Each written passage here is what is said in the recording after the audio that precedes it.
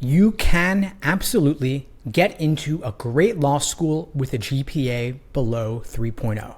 You can even get a full ride. I've seen it happen again and again. The real difference isn't your GPA, it's what you do about it. Because here's what most people don't understand. Law school admissions is a strategy game.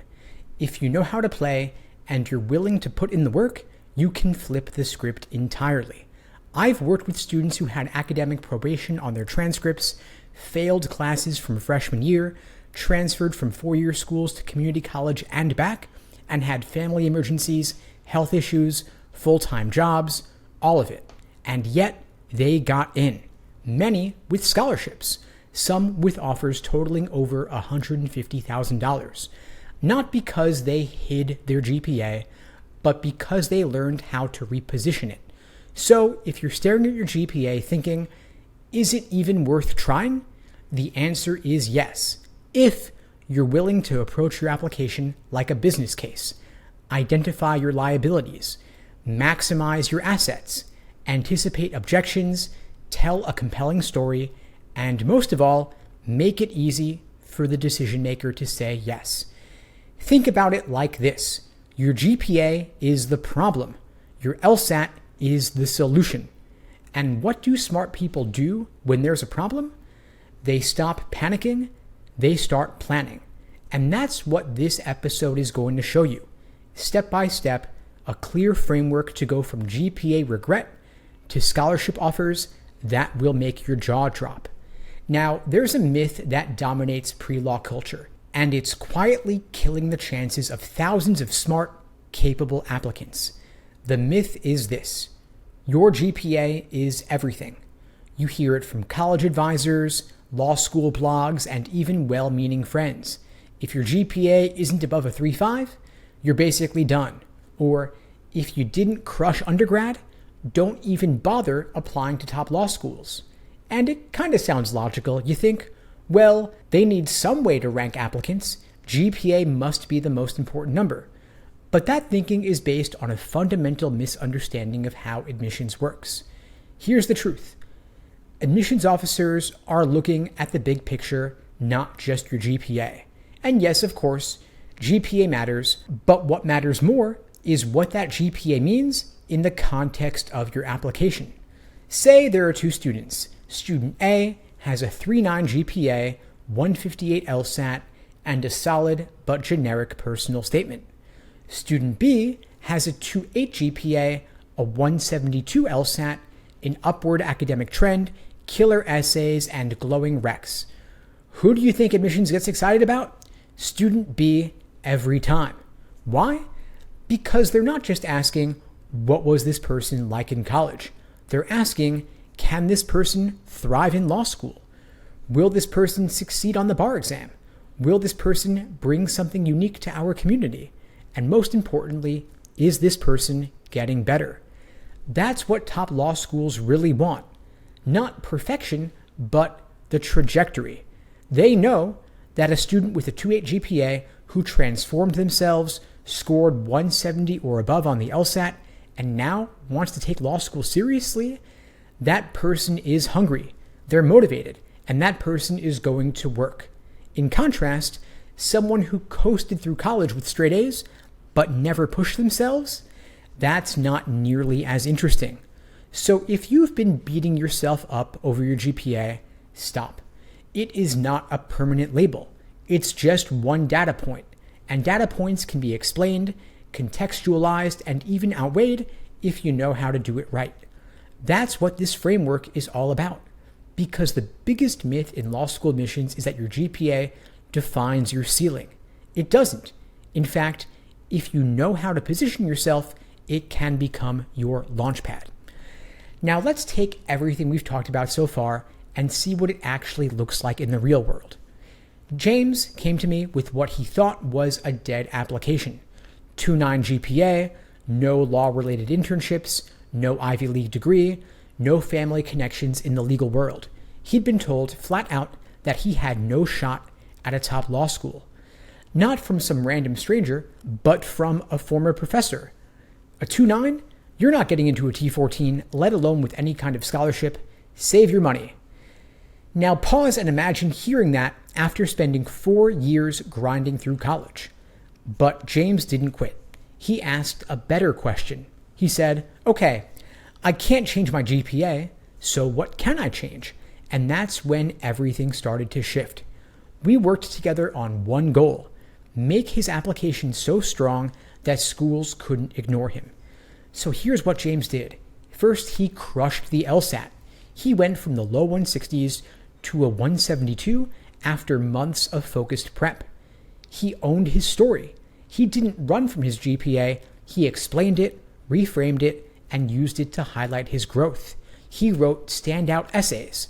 Not safe, not boring. He told the truth about his struggles, his habits, and what changed. He got real rec letters from professors who saw his growth, who backed him with specific, detailed praise. And he positioned himself as a rising star. Not someone making excuses, but someone who had momentum.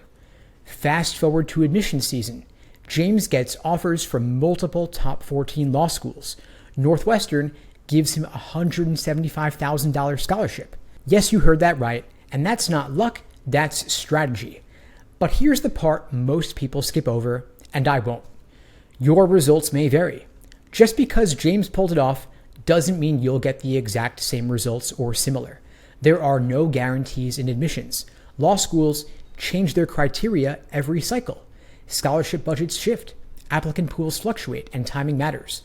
But here's what is repeatable: the strategy James used, the discipline he showed, the story he crafted, and the mindset he adopted. And that's what you control. So instead of saying, that could never happen for me, instead ask, what did James do differently, and how can I apply that to my situation?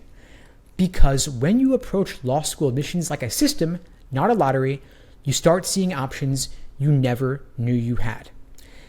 Now let's destroy another myth, maybe the most damaging one of all, that law school admissions committees are cold, heartless gatekeepers. You picture them sitting in some back room with a red pen, skimming your transcript and tossing your app in the trash the second they see a 2.8 GPA. That's not how it works. Admissions officers are not robots. They're real people. People with advanced degrees. People who might have sat in your very seat. And most importantly, people who are trained to look beyond your GPA. Their goal isn't just to admit high GPAs. What they're really looking for is context. Why did you get those grades? What changed afterward? Are you trending up or down? Did you take ownership? What does your LSAT say? And that's where most low GPA applicants completely blow it. They either pretend the GPA isn't a problem, or they over-apologize and make excuses. Ignoring the problem might involve thinking, maybe if I don't bring it up, they won't notice. Trust me, they're gonna notice. If there's a weak spot in your academic record and you don't address it, they're gonna assume the worst. You look like you're hiding, or worse, like you don't even realize it's an issue. On the other end of the spectrum, some applicants write pages and pages trying to explain every individual semester. They'll say, my cat was sick, my roommate was loud, I was just really burned out. It comes off like you're making excuses or begging for forgiveness instead of making a case for admission. So what should you do? Give them the full picture, professionally, clearly, and confidently. You say, yes, my GPA is lower than average. Here's why. More importantly, here's how I grew. And here's my LSAT score, which serves as evidence that I'm fully ready for law school now. Let me give you an example. 2 students with identical GPAs, 2.85, applied to the same law school. Student A submits a basic application, makes no mention of their grades, has an average LSAT, and a bland personal statement. Student B acknowledges the GPA head-on in an addendum. They explain early struggles with time management. They show an upward trend. They have a 170 plus LSAT score and powerful rec letters from professors who vouch for their academic improvement. Guess who gets the offer? It's going to be student B every time. Not because they're perfect, but because they gave admissions what they needed to say yes. That's what your job is. Not to be flawless, but to be clear, honest, strategic, and forward-looking. That's how real admissions decisions are made. And once you understand that, you stop seeing your GPA as a death sentence.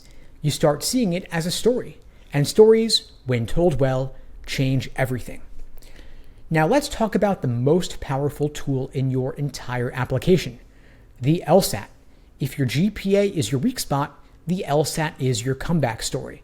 And I want to be crystal clear here, because this one concept has made the difference between 5-figure debt and 6-figure scholarships for more of my students than I can count. The LSAT is your reset button.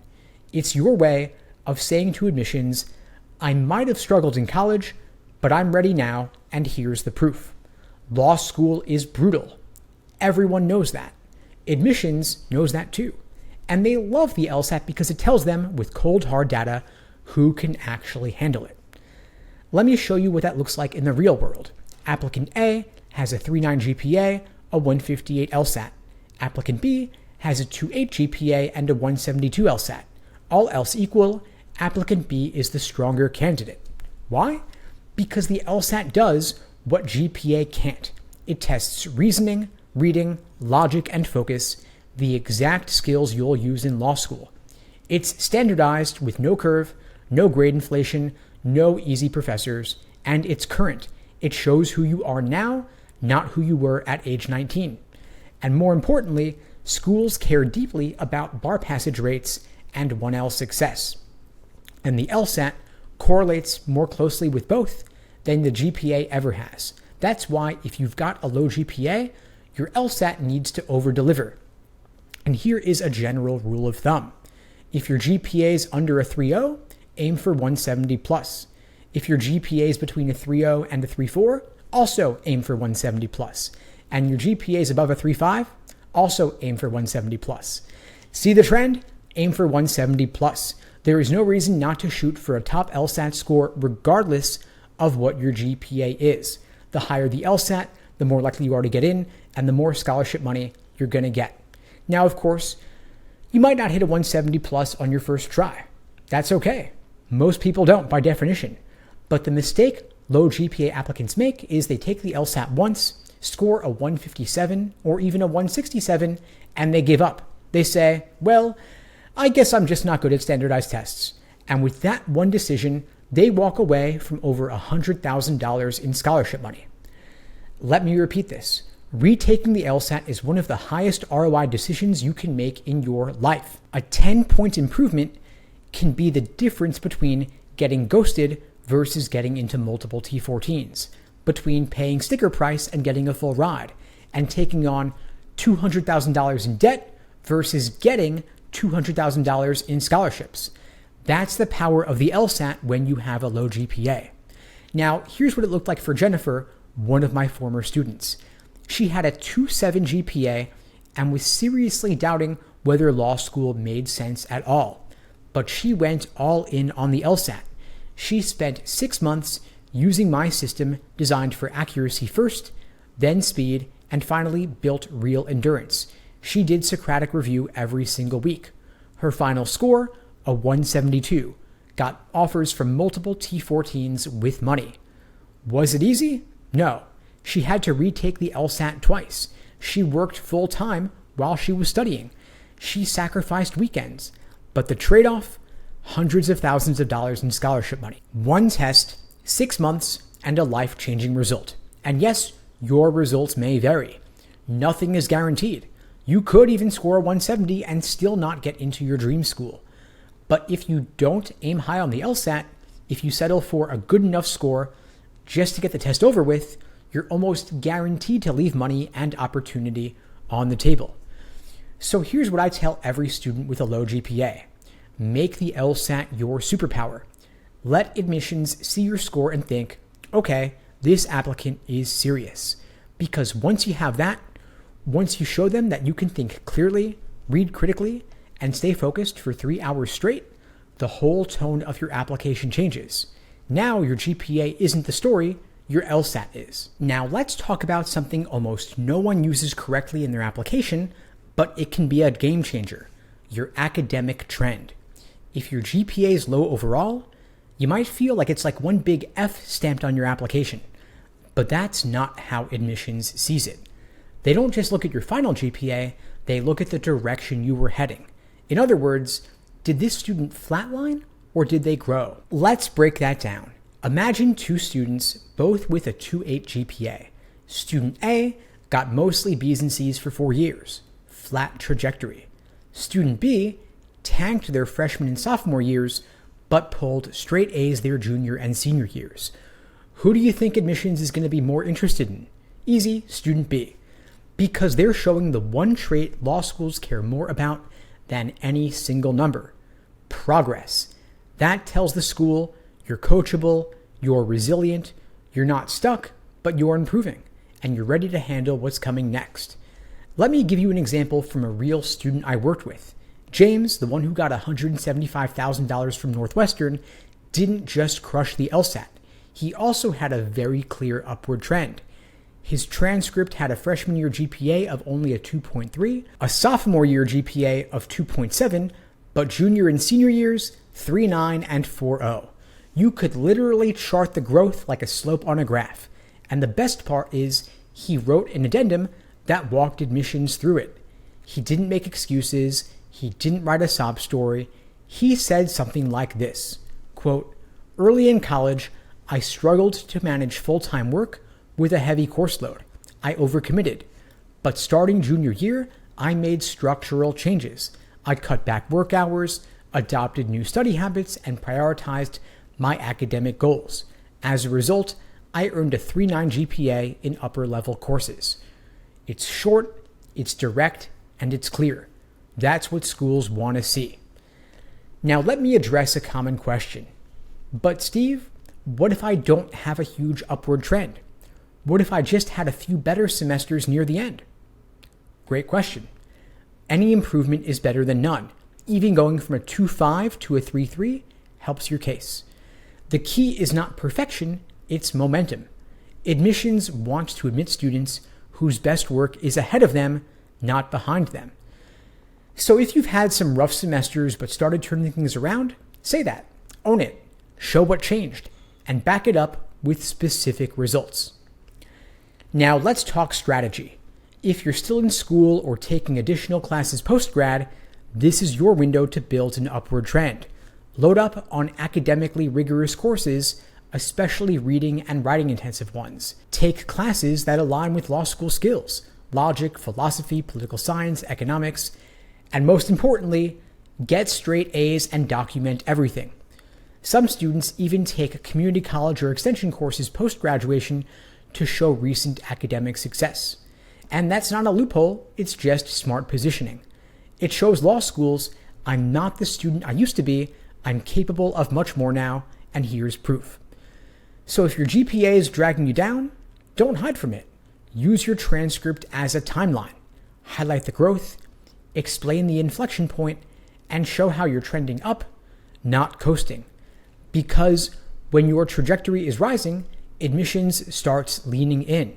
They stop seeing you as a risk and start seeing you as a bet worth making. Now here's something most applicants forget. Law schools don't just care about your past. They care about your future. They're not admitting you because you're a perfect student. They're admitting you because they believe you'll do well in 1L, pass the bar, get a great job, and reflect well on their school 5 years down the line. In other words, they're betting on your potential. That's why your essays are so powerful, especially your personal statement. This is where you stop being a GPA and start being a person. And your job in the personal statement is not to dump your life story, it's to do one thing: connect the dots between your past challenges and your future success. So I'm going to share with you the story of Rachel. She had a 2.7 GPA and came to me worried that law schools would see her application and immediately write her off. But Rachel had a story, and it was a good one. She'd struggled early in college with a chronic illness that wasn't diagnosed until her junior year. Her grades suffered and her confidence tanked. But once she got the right care and systems in place, everything changed. She retook the LSAT and got a 171. She got glowing recommendations.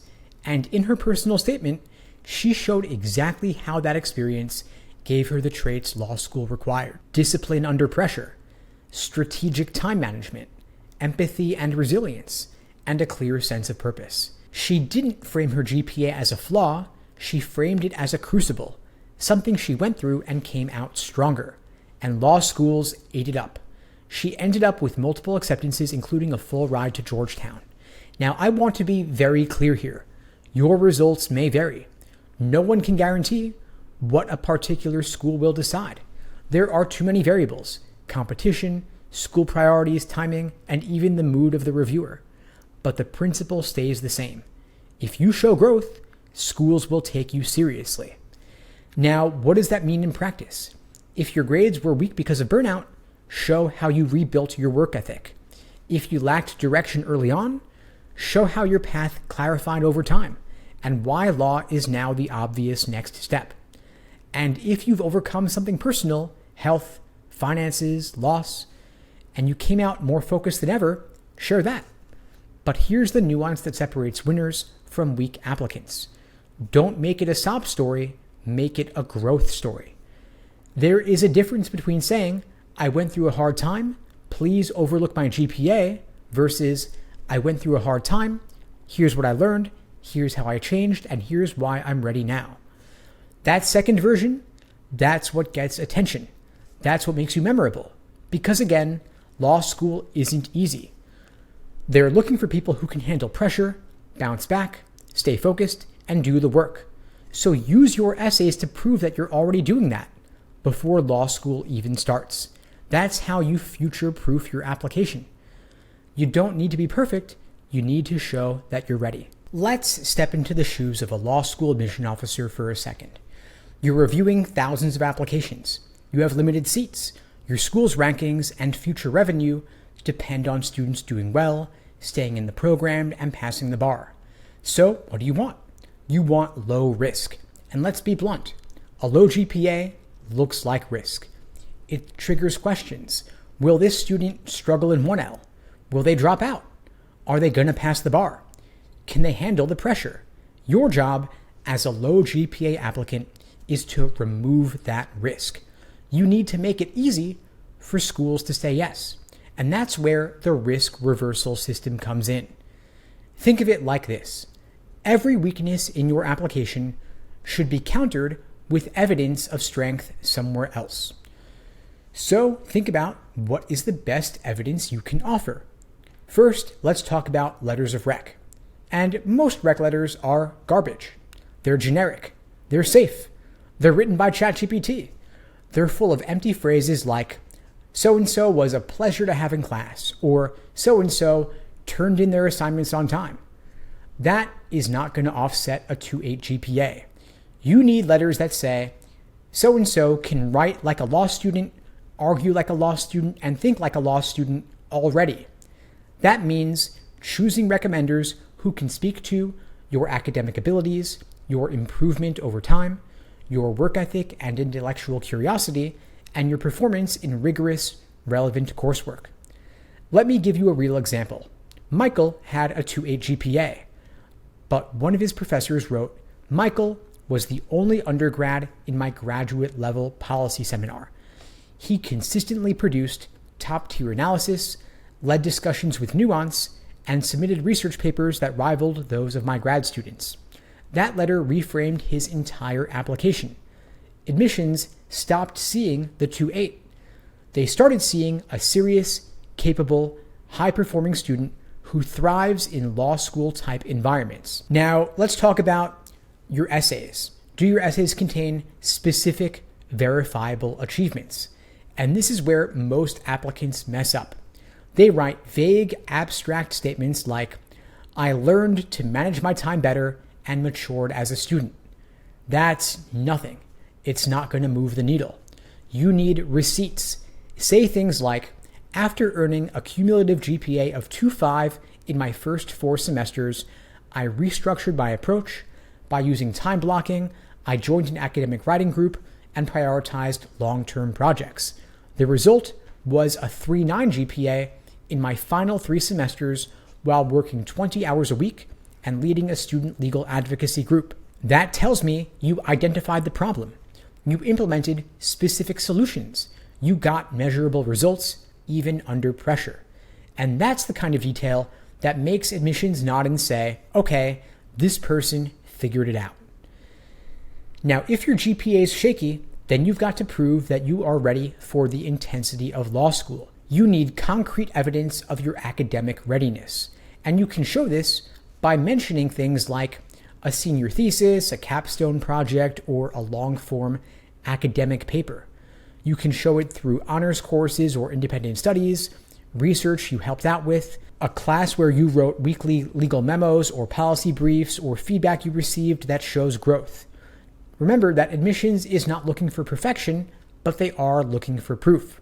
So use your essays to show that you've already worked in environments that demand reading dense material, writing clearly under pressure, synthesizing arguments, leading class discussions, and handling multiple deadlines. Those are all law school skills. So show that you've already started building them. Your job in your application is to anticipate risk and neutralize it. So if you've got a low GPA, you've got to back it up with a high LSAT, strong letters, a clear academic trend, and real performance indicators.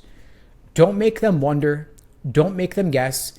Lay it all out for them, clearly, confidently, with receipts. Because if you do this right, here's what happens. The GPA isn't going to disappear, of course, but it will no longer define you. Now, instead of, we're not sure, the conversation inside admissions becomes, we know they can do the work, we've seen the proof, let's admit them. That's how you shift from risk to reward, and that's how you win offers, even with a low GPA. Now, let's stop thinking about the LSAT as just a test. It's not. The LSAT is the single highest leverage opportunity in your law school application. So if you're sitting on a low GPA and you're serious about getting into a top law school or getting 6 figures in scholarships, this is your moment. The LSAT is the #1 ROI move you can make, period.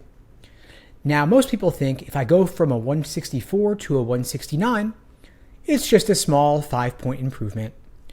That couldn't be more wrong.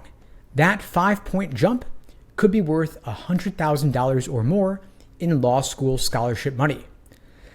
Let me say that again. 5 points on the LSAT could mean a 6-figure difference in what you pay for law school. And I see this every single cycle. One student goes from a 162 to a 168 and gets $90,000 from a top 20 law school. Another retakes a 168 and gets a 174, gets into Columbia with partial funding. A third student bumps up from a 158 to a 164 and goes from rejection to scholarship at Fordham. And it's not just about the money. These points open up entire tiers of schools that were previously out of reach. Now, why is the LSAT so powerful? Because it's the one part of your application that's standardized, recent, predictive, and quantifiable. It's standardized because everyone's taken the same test. It's recent because it reflects who you are now, not what you did 4 years ago, 10 years ago, or 20 years ago.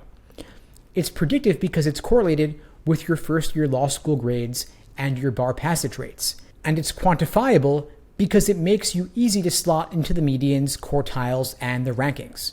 Your GPA has too many variables, different schools, different majors, different grading systems, and of course, grade inflation. But the LSAT is an objective, standardized metric, and that's what makes it your greatest weapon. Now, you might be thinking to yourself, I already took the LSAT and I didn't get the score I wanted. And my answer is, so what? The question isn't, did you already try? The question is, are you done improving? Most people don't even come close to maxing out their potential on their first test. They wing it. They cram for a few weeks, take practice tests without reviewing their mistakes, get a disappointing score, and then they give up. That is a $100,000 mistake. Here's how I look at it. If someone told you, spend 3 more months doing focused work, and in return, you could earn $100,000, maybe $200,000 in scholarships, would you say no? Of course not.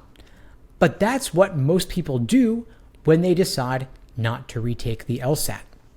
Now, focused work doesn't mean burning yourself out with 6-hour study days. It means using a system based on accuracy followed by speed. It means mastering the fundamentals before obsessing over timing. It means doing deep Socratic review of your mistakes. It means building endurance with full-length timed sections. identifying your patterns, what traps you fall for and why, drilling by question type, not just full tests. That's how my students go from being stuck at 161 to achieving 170 and beyond. It's not magic, it's just execution. And yes, your results might vary. Not everybody jumps 10 points, but everyone who approaches it with this kind of intention and structure sees some improvement, and every point matters. So the real question is, are you willing to buy yourself a better future? Because that's what this is. The LSAT is one of the rare moments where you can put in work today and earn financial, academic, and professional returns for the rest of your life. It's the difference between paying sticker tuition versus getting a full ride. It's between settling for your local law school versus getting into a T14. Between starting your legal career with $200,000 in debt versus graduating debt-free with a job. So if you're sitting on a 158, a 162, a 165, and you know that you could do better, don't leave that opportunity on the table, because the LSAT isn't just a test. It's your leverage, your reset button, your tickets into rooms your GPA could never get you into alone. Now let's talk about one of the most misunderstood parts of the law school application, the GPA addendum. This is your chance to explain your academic record without making excuses. But most students get this completely wrong.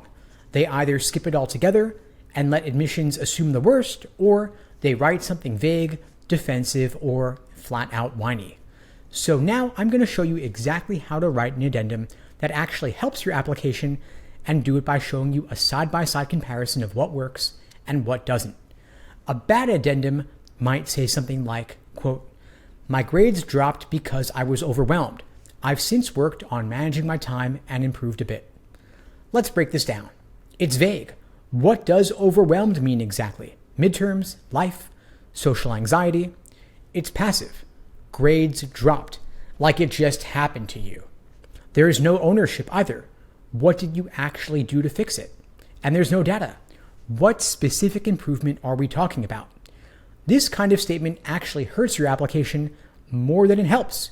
It would have been better to write nothing at all, because here you're asking admissions to take a leap of faith, and they're just not going to do that. Now here's a much better example. Quote, "During my sophomore year, I struggled to balance full-time work with my academic load, which negatively impacted my GPA.